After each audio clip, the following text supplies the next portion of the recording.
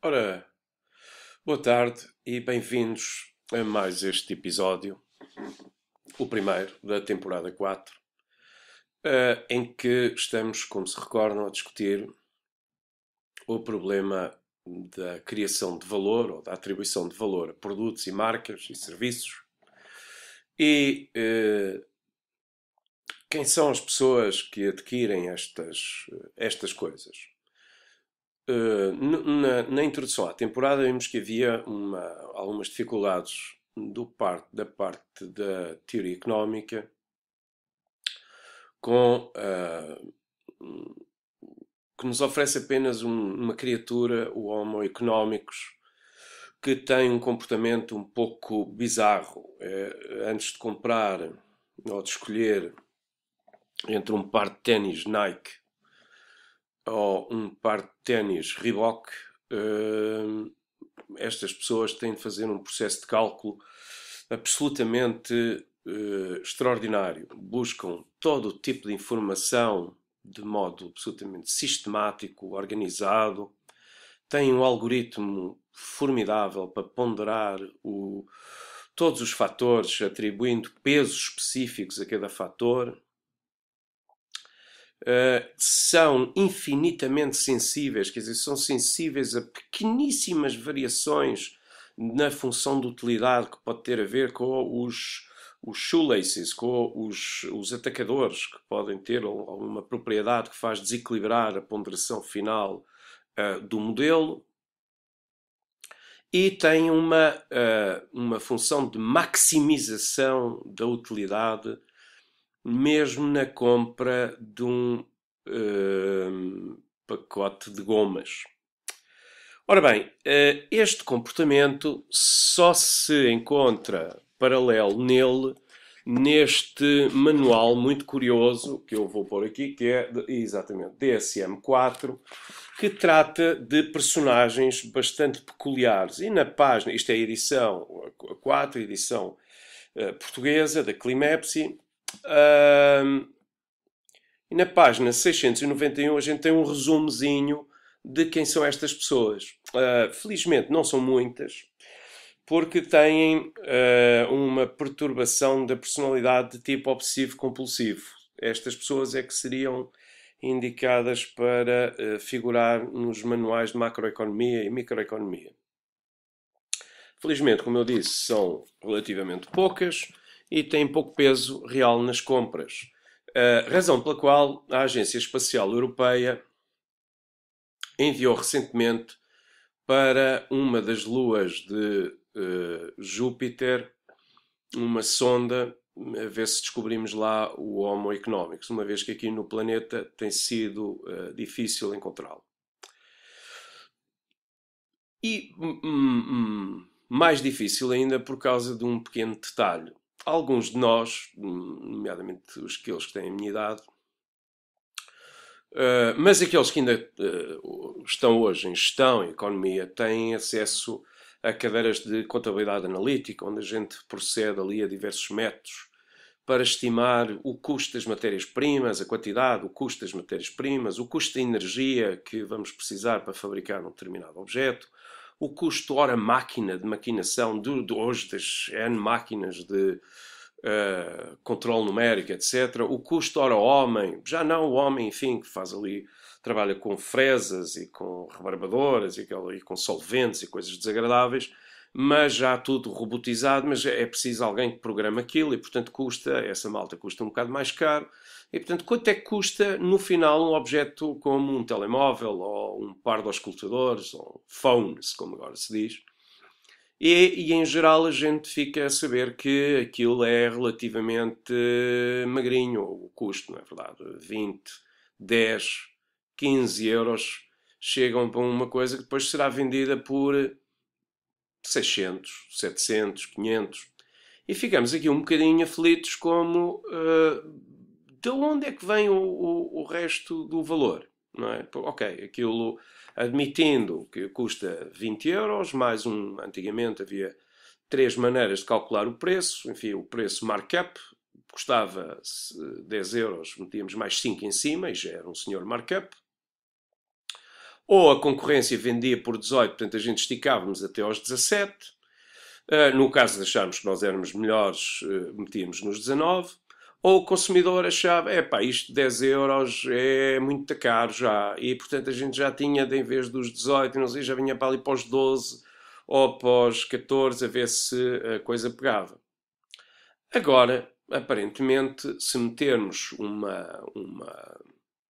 um nome catita na coisa, como Apple ou Google ou coisas assim, parece que a marca Epaminondas não parece muito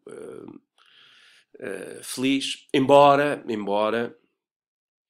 durante anos houve aqui uma criatura em Portugal que subsistiu num erro tremendo e durante umas décadas valentes enriqueceu à conta de uma coisa que a malta do marketing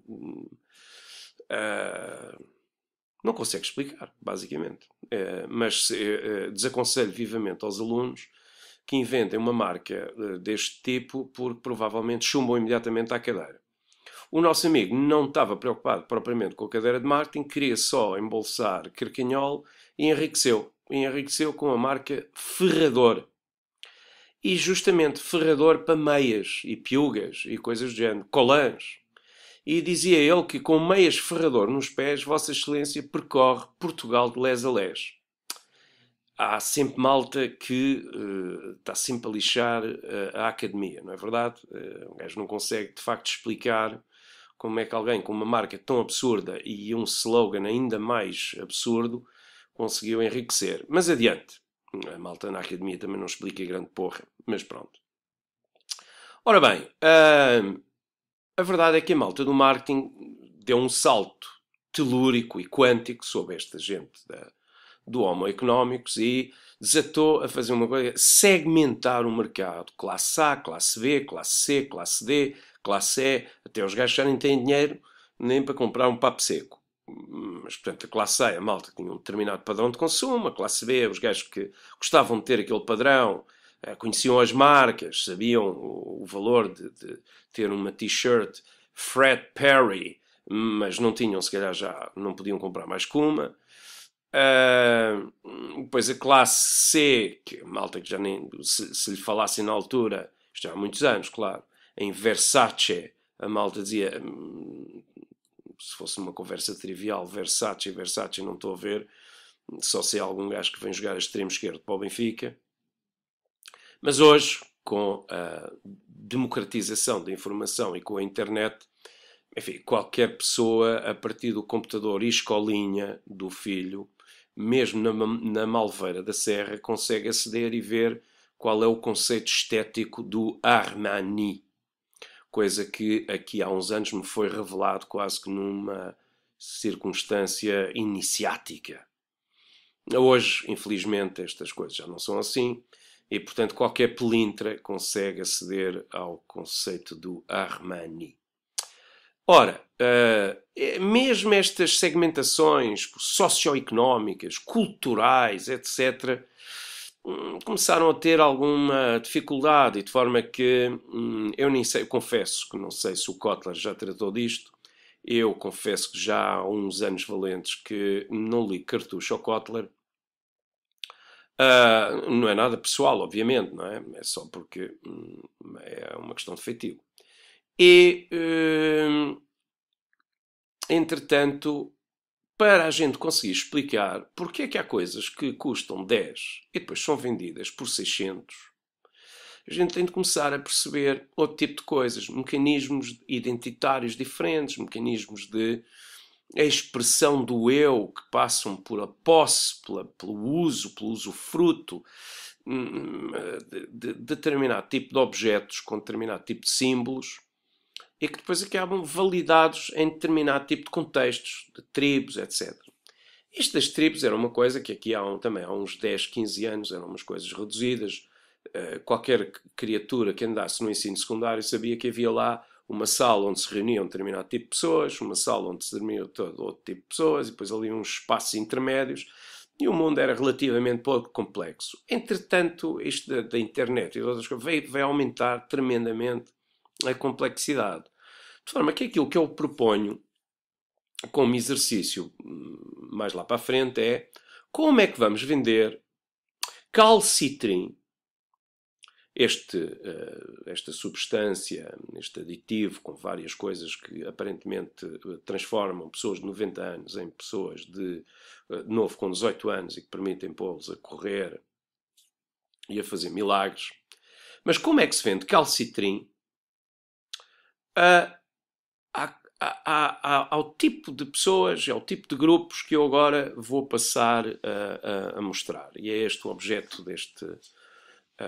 da temporada, do episódio 1. Portanto, em primeiro lugar, o que seria tentar vender calcitrim a um grupo que detém alguma longevidade e que são os betos. É um exercício, eu aconselho vivamente a atenção a este exercício, porque estamos quase na época dos exames e é possível que, enfim, há uma suspeita grande sobre esta questão. Como vender calcitrim a uma interessante tribo como estas boas pessoas, os betos. Ou os surfistas. Uma tribo, não obstante, diferente da tribo dos betos. Embora já haja aqui sempre... Há aqui overlaps. Esta coisa das tribos é uma coisa curiosa, porque não só não se mantém constante ao longo da vida. Enfim, a maior parte destas tribos tem uma validade entre os 18 e os 30 anos. Depois há um momento em que um gajo tem filhos e aí passa a pertencer mais àquela tribo que tem de se levantar às 6 da matina no Feijó para apanhar o barco e vir trabalhar. Mas pronto, até lá, muitas destas pessoas, apesar de se levantarem às 6 da matina, ainda pertencem a estas tribos. Depois há outras tribos, que falaremos até mais lá para o fim, mas há aqui uma certa dinâmica. As pessoas podem ser multitribo, podem passar de uma tribo para outra, portanto não há aqui...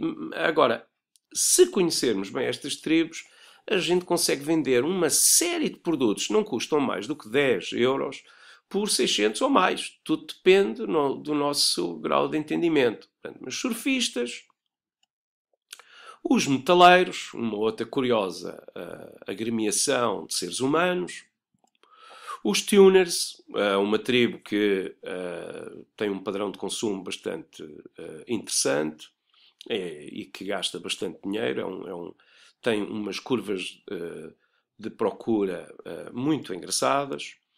Os trancers e esta malta que antigamente havia enfim, havia quem chamasse pastelheiros e outras coisas assim, mais desagradável. Trancers é muito mais civilizado. Os hipsters, os freaks, ou no meu tempo mais a secção mais janados, mas pronto, freaks é mais interessante. Os ativistas, gente indubitavelmente superior intelectualmente a outras pessoas, ativistas de várias causas e que também têm alguma intermutabilidade depois ao longo da vida, etc. Os góticos, os mitras, os skaters, os rastas, os gangsters, os ultras, os bimbos, os emos, os lumbersexuais, os bros, os instagrammers, os gamers, os nine-gaggers, os youtubers. Eu tenho que tomar balanço que eu estou a fazer este episódio sob condições péssimas, com uma grande gripe e embora, enfim, só estou a fazer isto porque o contrato com o patrocinador me obriga, no dia de hoje. Não era suposto ter isto. Pronto, paciência. Mas pronto, os youtubers, isto já vai um bocado longo, são bastantes tribos que há hoje. Os nerds, é a malta que quando nasce, já nasce com este aspecto, não é verdade? Ou geeks. E depois, paremos aqui um bocadinho. Esta malta é a malta dos 18 aos 20, peço desculpa, mas tenho de tomar aqui o remédio para a gripe. É a malta que depois vai evoluindo e que vai ficando mais madura e Mas os mecanismos de identificação, os mecanismos de afirmação social, os mecanismos de partilha,